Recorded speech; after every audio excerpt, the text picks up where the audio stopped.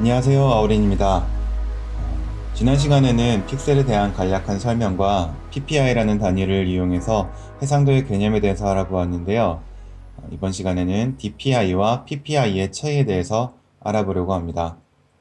앞의 시간에도 짧게 말씀드렸지만 DPI와 PPI는 1인치 안에 어느 정도의 밀집도로 글씨나 이미지가 표현되는가를 나타내는 단위인데 DPI의 PI와 PPI의 PI는 per inch를 뜻합니다.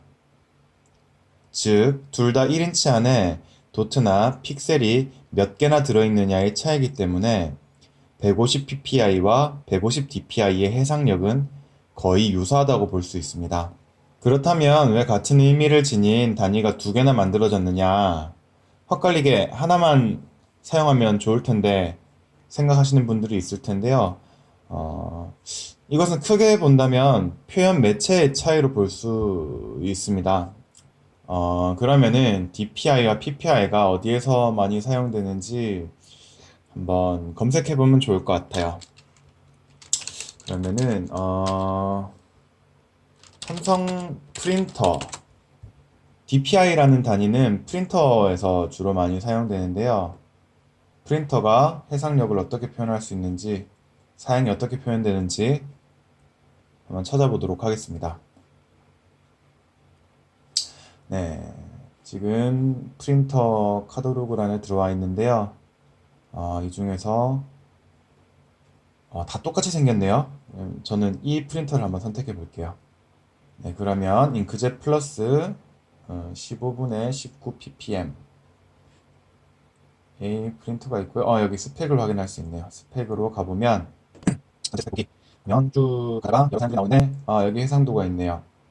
해상도 최대 4800 곱하기 1200 dpi로 표현되어 있습니다. 여기 있는 수치는 이 프린터가 1인치 안에 잉크 입자를 몇 개나 분사할 수 있는지, 이미지를 얼마나 곱고 세밀하게 표현할 수 있는지를 나타낸 것인데요. 1인치 안에 4800 곱하기 1200개의 점을 찍을 수 있다고 합니다. 이것을 어느 정도인지 감이 잘 안 오는데요. 4800 곱하기 1200개를 하면 1인치 안에 576만 개의 점을 찍을 수 있다는 뜻입니다. 엄청난 해상도죠?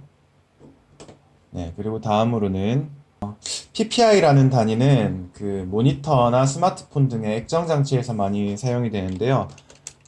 집적도가 높은 스마트폰 액정 장치를 한번 검색해 볼 겁니다. 그러면 이번에는 갤럭시 노트 스마트폰이죠? 갤럭시 노트 10 한번 검색해 볼게요.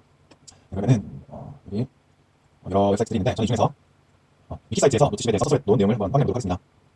네, 여기 요즘에 세상이 있고요. 동체 보시면 돼요. 다양한 상세들이 있는데 여기서 사양을 한번 클릭해 보겠습니다. 자, 그럼 여기 사양에서 여기 보시면 프로세서, 메모리, 디스플레이, 네트워크 여러 가지가 있는데 저는 이 액정 장치의 해상도를 확인할 거기 때문에 디스플레이란을 한번 보도록 하겠습니다. 그럼 여기 갤럭시 노트 10에 디스플레이 사양이 적혀 있는데요.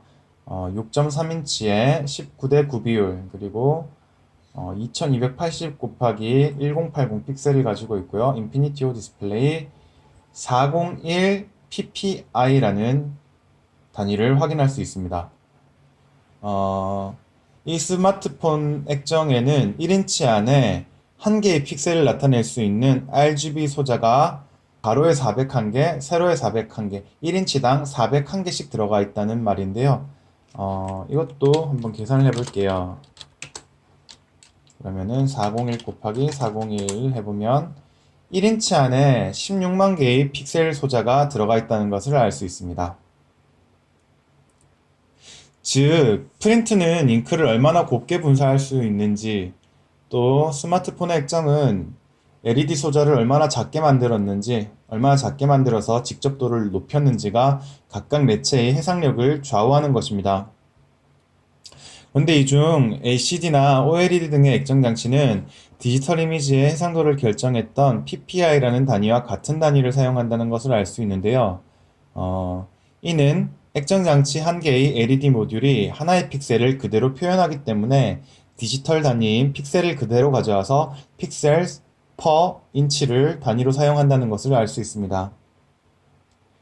네, 그럼 결과적으로 앞선 시간에 알아보았던 디지털 이미지의 해상도는 PPI로 표현하는 것이 좋고, 또 스마트폰, TV 등의 액정장치의 해상도도 PPI로, 그리고 프린터로 출력하는 문서의 해상도는 DPI로 표현하는 것이 좋습니다. 네, 알아보신 것처럼 이제는 두 단위의 차이점에 대해서 명확하게 이해하실 수 있을 것 같은데요. 그런데 실무에서는 이 두 용어를 아직도 혼용해서 쓰는 경우가 아주 많습니다. 특히 해상도를 나타내는 단위로 DPI가 더 많이 통용되고 있는데, 이는 PPI라는 용어가 보편적으로 사용된 것이 그렇게 오래되지 않은 점 때문에 그런 것 같습니다.